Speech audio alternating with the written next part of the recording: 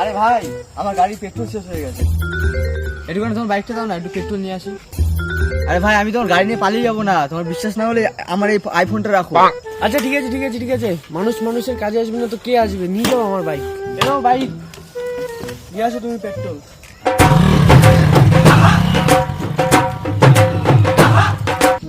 অনেকক্ষণ তো হয়ে গেল, এখনো কেন আসছে না কে জানে।